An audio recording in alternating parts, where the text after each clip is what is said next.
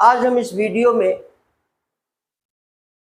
भागीदारी की परिभाषा क्या है, उसके आवश्यक तत्व क्या है और वह कौन सी परिस्थितियां हैं जब कोई व्यक्ति भागीदारी की श्रेणी में नहीं रह जाता है, इसकी चर्चा करेंगे। ये बहुत इंपॉर्टेंट टॉपिक है जुडिशियल सर्विस के लिए या विश्वविद्यालय द्वारा आयोजित परीक्षाओं के लिए। ये सवाल इंपॉर्टेंट है। हम इस पूरे कंसेप्ट को अभी आपको समझाने की कोशिश करेंगे और इस पे एक ट्रिक भी आपको बताएंगे जो पूरी की पूरी बात वो एक लाइन में खत्म हो जाएगी। आप इस वीडियो को देखते रहिएगा, उस टिप्स की एक एक बातें बीच बीच में आती रहेंगी और लास्ट में वो पूरी की पूरी बात एक लाइन में समाहित हो जाएगी और ये आपको आसान हो जाएगा याद करने के लिए और कंसेप्ट क्लियर हो जाएगा। ये पूरा प्रश्न है, 3 भाग में बटा हुआ है। Definition of partnership, essential element, आवश्यक तत्व और वह परिस्थितियां जब कोई भागीदार नहीं रह जाता। ये जो तीसरा पार्ट है ये आपके जुडिशियल कंपटीशन के लिए बहुत इंपॉर्टेंट है, इससे आपकी प्रॉब्लम बन के आ जाती है। अभी हम उसकी भी चर्चा करें। भागीदारी की जो परिभाषा है वो सेक्शन 4 में है, धारा 4 में। अगर धारा 4 को सूक्ष्मता से अवलोकन करें तो उसमें 4 बातें भी हैं। धारा 4 और 4 में 4 बातें, एक करार, एक कारोबार, एक लाभ और एक प्रबंध। ट्रिक बन गया सेक्शन 4 और 4 में 4 बातें। इन्हीं 4 बातों का कोई एक ऐसा स्टेंजा बनाइए कि वो परिभाषा बन जाए और उसको अलग कर दीजिए तो इसेंशियल एलिमेंट बन जाए। कोशिश करता हूं। अगर आप सेक्शन 4 को देखें तो आप कह सकते हैं कि करार कारोबार को करने का जब कुछ व्यक्ति मिलकर करते हैं। 2 शब्द आ गया, करार एंड कारोबार। कारोबार मीन बिजनेस। करार कारोबार को करने का जब कुछ व्यक्ति मिलकर करते हैं, उद्देश्य लाभ का होता है या सब मिलकर लाभ बांटते हैं, प्रबंध एक का होता है या सब मिलकर के करते हैं, तब धारा 4 ये कहती है वह भागीदारी करते हैं। शानदार स्टेंजा है, चारों बातें आ गई। एक एग्रीमेंट होना चाहिए, एग्रीमेंट बिजनेस के लिए होना चाहिए, बिजनेस का और एग्रीमेंट ये प्रॉफिट के उद्देश्य के होना चाहिए, प्रॉफिट लेना हो, और जो मैनेजमेंट हो वो सारे लोग मिलके करें या कोई एक व्यक्ति भी कर सकता है। ये धारा 4 की मंशा है। इसी परिभाषा को जब अगर आप अलग करेंगे तो इसेंशियल एलिमेंट निकल के आ जाएगा। पहला, एक करार होना चाहिए। भागीदारी के लिए क्या आवश्यक है? एक करार होना चाहिए। करार कारोबार के लिए होना चाहिए, उद्देश्य लाभ अर्जित करना होना चाहिए और प्रबंध एक का या सबके द्वारा होना चाहिए। अब ये जो चारों इसेंशियल एलिमेंट हैं, इसी को हमें एक एक करके एक्सप्लेन करना है तो हमें परिभाषा और इसका जो इसेंशियल एलिमेंट है वो क्लियर हो जाएगा। अगर इसी परिभाषा के साथ एक शब्द और जुड़ा होता है, फर्म। फर्म, तो फर्म या फर्म का नाम क्या है? अब आप उसको भी देखें। जब ये करार हो जाता है यानी भागीदारी का सृजन हो जाता है, तो जब वो व्यक्तिक रूप की श्रेणी होती है तो वो भागीदार कहलाते हैं, और जब सामूहिक रूप में आ जाते हैं तो वो फर्म हो जाता है। और अगर उनका कोई नाम उन्होंने दे रखा है तो वो फर्म का नाम हो गया। तो फर्म, फर्म का नाम और भागीदारी ये एक तरीके का वो एक ही पार्ट है। जैसे आप लोगों ने, 2 लोगों ने मिलकर कोई एक कॉन्ट्रैक्ट किया, कोई बिजनेस करने का कॉन्ट्रैक्ट किया, प्रॉफिट कमाने के लिए कॉन्ट्रैक्ट किया, वो भागीदार, आप दोनों भागीदार कहलाए। लेकिन सामूहिक रूप से एक फर्म हुआ और आपको ने अगर उस फर्म को किसी नाम से रजिस्टर्ड करा लिया तो फर्म नाम हो गया और फिर उसी नाम से वो चीजें चलने लगती है। तो ये आवश्यक तत्व हुआ। अब हम एक एक आवश्यक तत्व की चर्चा करेंगे। सबसे पहले बात निकल के आई कि एक करार होना चाहिए। यहां से एक दो सवाल बनता है कंपटीशन का, जुडिशरी के कंपटीशन में भी यहां से निकल के आता है, और अलग से एक सवाल इसी शब्द पे बन जाता है कि भागीदारी का सृजन एग्रीमेंट से होता है, स्टेटस से नहीं। ये बात सेक्शन 5 में कही गई है। ये स्वयं में एक सवाल है, लेकिन चूंकि वो इसका हिस्सा नहीं है अभी, इसलिए हम इसको यहीं तक सीमित रखते हैं।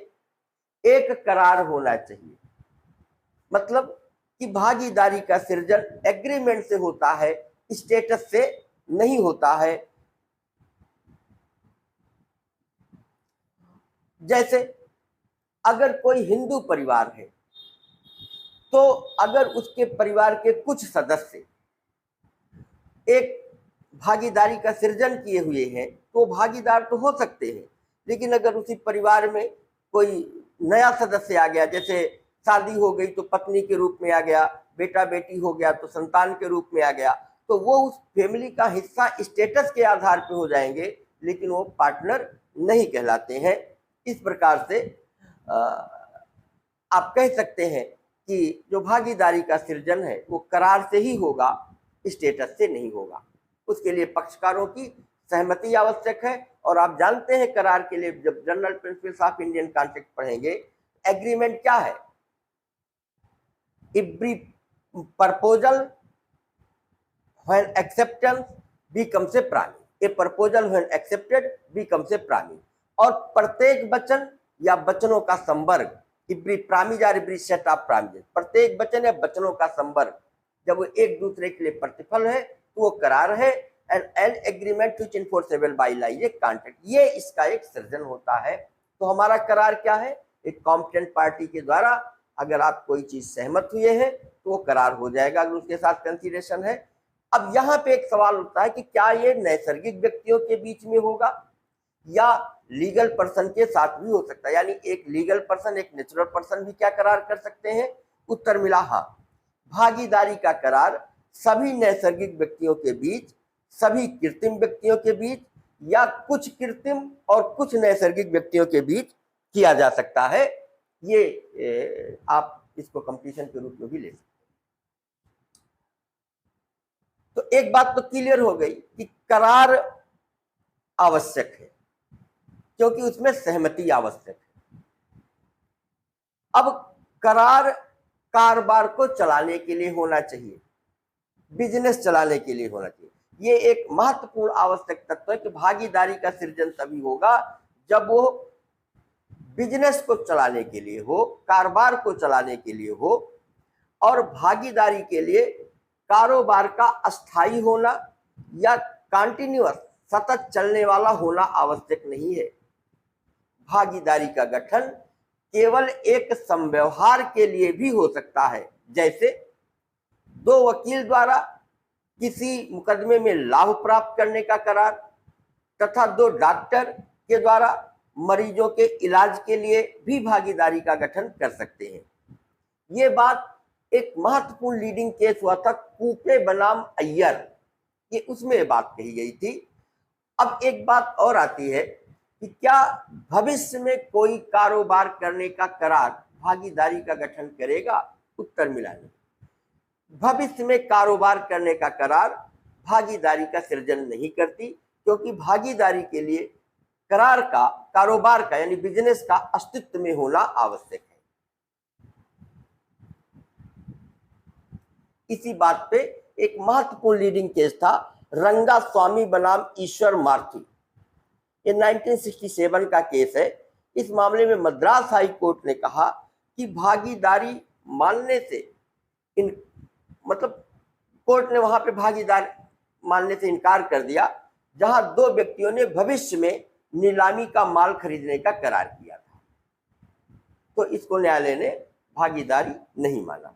अब एक तीसरा पॉइंट है कि उद्देश्य लाभ का होना चाहिए, यानी जो सृजन है वो उद्देश्य लाभ अर्जित करने का होना चाहिए।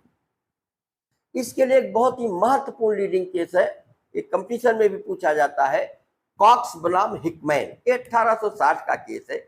इस मामले में हाउस ऑफ लॉर्ड्स ने कहा कि भागीदारी के लिए आवश्यक है कि करार कारोबार के लिए हो और इसका उद्देश्य भागीदारों के मध्य लाभ अर्जित करने का होना चाहिए। यद्यपि यदि कोई हानि होती है तो वह हानि सहन करने के लिए भी उत्तरदायी होते हैं, लेकिन उद्देश्य लाभ के लिए ही होना चाहिए।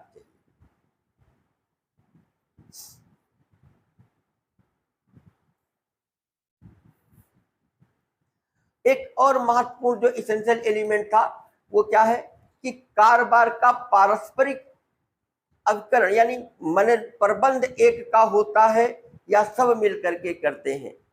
माने कारोबार वो एक के द्वारा चलाया जाना चाहिए या उनमें से सभी के द्वारा भी चलाया जा सकता है। इस मामले में भी कॉक्स बनाम हिकमैन ने एक डायरेक्शन दिया हुआ है और कहा कि फर्म के लाभ के लिए हिस्सेदार होने से ही ऋणदाता लोग फर्म में भागीदार नहीं बन जाते हैं। भागीदारी के लिए यह आवश्यक है कि सभी भागीदार फर्म से लाभ प्राप्त करने के साथ साथ फर्म के कारोबार को या तो स्वयं चलाते हो या सबकी ओर से कोई एक चलाता हो। तो ये जो चौथा तत्व था कि प्रबंध एक का होता है या सब मिलकर के करते हैं, इस सब को कॉक्स बनाम हिकमैन ने बहुत अच्छे से डिफाइन किया गया। इसके अलावा भी कुछ केसला है जो इंडियन कंसेप्ट में है। वो माइलो March and company versus court of ward, ये भी 1872 का केस है।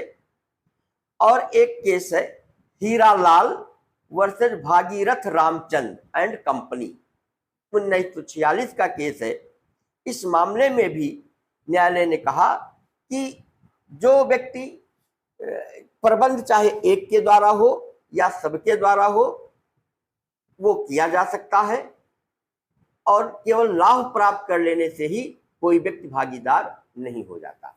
इस प्रकार से ये जो एक तत्व बना था कि भागीदारी क्या है, उसके आवश्यक तत्व क्या है, ये क्लियर हुआ। अब एक सबसे महत्वपूर्ण पार्ट है, वह व्यक्ति कौन है जो भागीदार नहीं है, यानी दिखते तो भागीदार है किंतु वह भागीदार नहीं है। ये एक बहुत महत्वपूर्ण टॉपिक है और इसको एक एक करके देखिए। संयुक्त स्वामी जो केवल लाभ प्राप्त करता है, नंबर एक। ऋणदाता जो केवल लाभांश प्राप्त करता है। सेवक जो केवल पारिश्रमिक प्राप्त करता है। और विधवा या संतान, किसकी विधवा या संतान? मृतक भागीदार की, जो केवल मृतक भागीदार का लाभांश प्राप्त करती है। और कीर्ति यानी गुडविल, गुडविल को बेचकर लाभांश प्राप्त करने वाला व्यक्ति भी वो क्या होगा, वो दिखता तो भागीदार है किंतु विधि की दृष्टि में वो भागीदार नहीं हो जाता है। अगर आप एक एक को फिर से देखें और इसको केस लॉ के माध्यम से देखें और एक बार सोचिए कि अगर ये प्रॉब्लम बन के आ गई और आपने इसमें काम नहीं किया है तो ये गलत हो जाएगा आंसर, क्योंकि इसमें इतना नजदीक का मामला है कि ये देखने में तो भागीदार लगते हैं लेकिन in the I of law ये भागीदार होते नहीं है। जैसे एक केस था, जैसे पहला है कि संयुक्त स्वामी जो केवल लाभ प्राप्त करता है। एक केस था गोविंदन नायर वर्सेस मोगा, ये 1948 का केस है, 1948 का केस है। इस मामले में दो व्यक्तियों ने एक चाय की दुकान खरीद कर किराए पर उठा दिया था तथा प्राप्त किराए को आपस में बांट लेते थे। निर्णित हुआ कि वो भागीदार नहीं है। इसी प्रकार हिंदू परिवार के जो सदस्य जो केवल परिवार का व्यवसाय करते हैं वह भागीदार नहीं है। मतलब ये साफ है कि केवल संयुक्त स्वामी होना, अगर उन्होंने भागीदारी का करार नहीं किया है तो वह यद्यपि स्वामी तो है, लाभ प्राप्त कर रहे हैं, लेकिन उनकी हैसियत भागीदार की नहीं होती। इसी प्रकार से जो दूसरे नंबर की बात आई, ऋणदाता जो केवल लाभांश प्राप्त करता है, ये भी भागीदार नहीं है। और इस पे एक केस बहुत महत्वपूर्ण है, माल्बो March and company versus court of ward. अभी मैंने इसकी चर्चा किया था इसके पहले, 1872। इसमें एक हिंदू जमींदार प्रताप चंद ने कलकत्ता में व्यापार करने वाली कंपनी के व्यापारियों को ऋण दिया था। बदले में 20% लाभ जमींदार को मिलना था तथा कंपनी के व्यापारियों ने राजा के नियंत्रण में व्यापार करना स्वीकार किया था। यह शर्त थी। फर्म की संपत्ति बंधक में प्राप्त होने पर जमींदार ने लाभ प्राप्त करने का अधिकार छोड़ दिया था। अब एक बार जब उन्होंने लाभ प्राप्त करने का अधिकार छोड़ दिया और बाद में वो लाभ प्राप्त करने के लिए सूट फाइल किए, तो न्यायालय ने निर्णित किया कि अब राजा भागीदार नहीं रह गया था। इस प्रकार ऐसे व्यक्ति को किसी कारोबार में भागीदार नहीं माना जाता जो किसी फर्म या व्यापारी को केवल रुपया उधार देता है फर्म चलाने के लिए और उसके बदले में लाभ प्राप्त करता है, तो वो भागीदार नहीं। क्योंकि जो बेसिक एसेंशियल एलिमेंट है कि एक करार कारोबार के लिए उद्देश्य लाभ अर्जित करना और उसमें भागीदारी भी होना चाहिए प्रबंध में। आप केवल आप मैनेजमेंट में शामिल नहीं है तो आप भागीदार नहीं है। तीसरा निकल क्या है? सेवक जो केवल पारिश्रमिक प्राप्त करता है। कोई सेवक या अभिकर्ता जो केवल मतलब भागीदार नहीं माना जाएगा, उसे फर्म द्वारा पारिश्रमिक रूप में यदि कारोबार के लाभ का कुछ अंश दे दिया जाता है कि केवल इस पर लाभांश प्राप्त कर लेने मात्र से ही वो भागीदार नहीं हो जाएगा। और इस मामले में भी एक महत्वपूर्ण लीडिंग केस है, मुंशी अब्दुल लतीफ वर्सेस गोपेश्वर। मुंशी अब्दुल लतीफ वर्सेस गोपेश्वर 1933 के मामले में कलकत्ता हाई कोर्ट ने यह निर्धारित किया कि ऐसे सेवक को भागीदार नहीं माना जा सकता जिसे 75% लाभ पर काम करना था परंतु हानि के लिए उत्तरदायी नहीं बनाया गया था। क्यों? क्योंकि लाभ के लिए तो है, लेकिन जो लाभ के लिए है उद्देश्य, उसमें हानि सहन करने की भी विवक्षित शर्तें हैं। तो केवल लाभ अर्जित कर लेने मात्र से भी कोई भागीदार नहीं हो जाता। ये केस निर्णय था कलकत्ता हाई कोर्ट का। अंत में चौथे नंबर पर है विधवा या संतान जो केवल मृतक भागीदार का लाभांश प्राप्त करती हैं। ये भी भागीदार नहीं माने जाते हैं। हाँ, एक कंडीशन है, अगर कोई संतान है वो अवयस्क है और वयस्कता प्राप्त होने की आयु पर यदि वो अपने को भागीदार बनाना स्वीकार कर लेता है और बाकी जो शेष भागीदार है उसे भागीदार के रूप में भी स्वीकार कर लेते हैं, तब वो भागीदार बन जाएगा।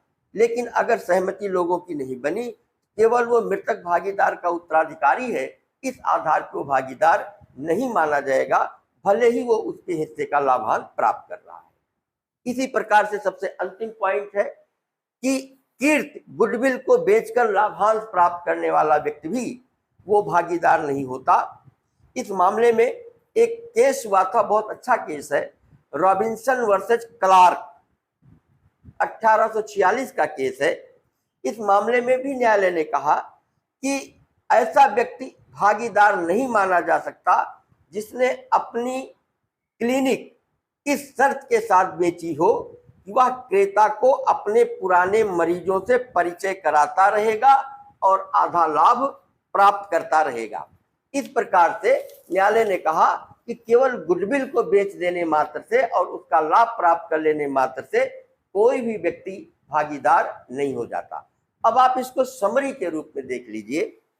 हमने जो प्रश्न बनाया कि भागीदारी क्या है, भागीदारी के आवश्यक तत्व क्या है और वह परिस्थितियां जब कोई व्यक्ति भागीदार नहीं होता। भागीदारी को डिफाइन किया सेक्शन 4 में। 4 में 4 बातें थी कि भागीदारी का सृजन एक करार के द्वारा होगा, स्टेटस से नहीं, करार आवश्यक है।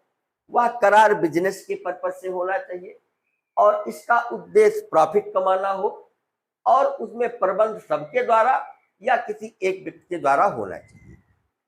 वह व्यक्ति भागीदार नहीं है जो संयुक्त स्वामी है, जो और केवल लाभ प्राप्त करते हैं, जो ऋणदाता है केवल लाभ प्राप्त करते हैं, जो सेवक है जो पारिश्रमिक के तौर पर लाभ प्राप्त करते हैं, या जो विधवा या संतान है मृतक भागीदार के और उसके अंश का लाभांश प्राप्त करते हैं, या गुडविल को बेचकर लाभ कमाने वाला व्यक्ति भी वो भागीदार नहीं होता। ये तो रही बात क्या कहते हैं ये कंसेप्ट की। अब मैंने वीडियो की शुरुआत में बताया था कि आपको हम एक कोड बताएंगे जिससे जितनी बातें ये हमने 15-20 मिनट में की वो एक लाइन में कैसे समाप्त हो जाए। अगर आप एक पूरा कोड लिखिए, जैसे कि 4 बार क्या लिखेंगे आप, 4 बार MBA, बी के ऊपर 2 कर दिया, 4 बार MBA करके सरस सा 4 बार MBA करके सरस की विधवा एवं संतान ने, सरस कोई एक व्यक्ति को नाम संबोधित कर दीजिए, सरस की विधवा एवं संतान ने, इसको एक लाइन कर दीजिए, सरस की विधवा एवं संतान ने अपनी कीर्ति का विक्रय कर दिया, कामा अपनी कीर्ति यानी यही गुडविल का विक्रय कर दिया। अब आप देखिए, जो बात अभी तक मैंने ये पूरी बात इतनी बताई थी 15-20 मिनट में, अगर आप ये देखें कि पूरी बात एक लाइन में समा गई, कोई बात नहीं। आप देखिए 4 बार MBA, बी के ऊपर 2 कर दिया, करके का कोई मतलब नहीं, हमने सेंटेंस को कंप्लीट करने के लिए किया है।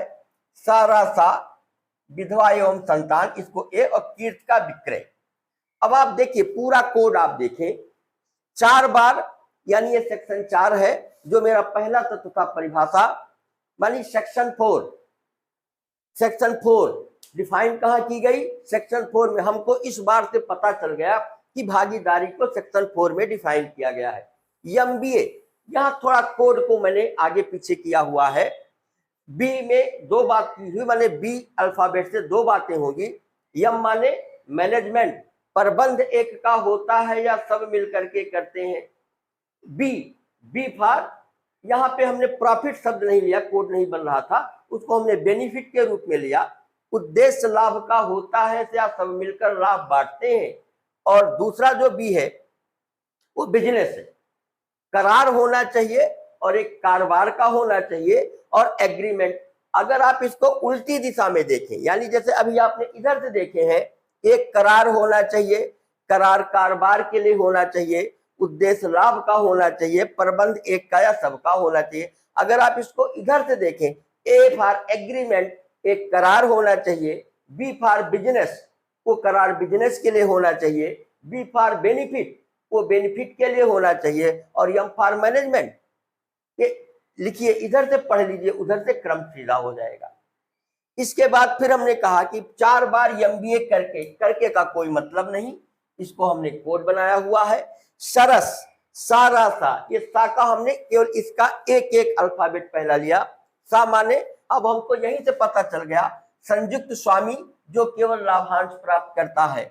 यहाँ पे रा, क्योंकि ये ऋणदाता था, री शब्द हमारा नहीं बन रहा था कोड में, लेकिन प्रोनाउंस मेरा रा से था, इसलिए हमने रा कर दिया। और हम इसको समझ जाएंगे अपने कोड से कि रा का मतलब ऋणदाता, ऋणदाता जो केवल लाभांश प्राप्त करता है।